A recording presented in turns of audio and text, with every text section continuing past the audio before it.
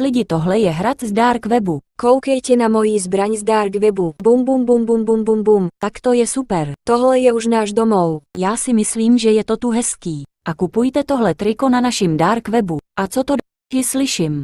A to je duch. Chci brečet k mamince, zavolej ji přes mobil. Já mám prasklý mobil s černou bublinou, protože mi volala máma, že mám být ve 2 ráno doma a ne ve 3 ráno. Takže jsem ho roztřískal.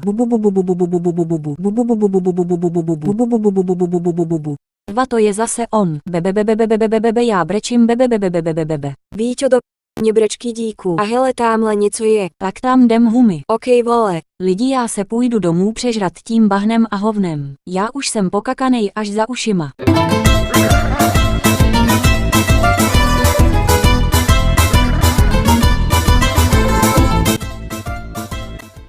What the fuck, proč hrálo to piano? Jono, proč hrálo nahlas jak prase? Jono, vole, už neslyším. Tohle jsou obrazy z dark webu. Ale ono, vole, je tady všechno z dark webu. A jo, já jsem jen debil. No si no. Jo, dobrý, nebudem se tu hádat. Už jdeme pryč, tak jestli se vám tohle video líbilo, tak dejte like a odběr.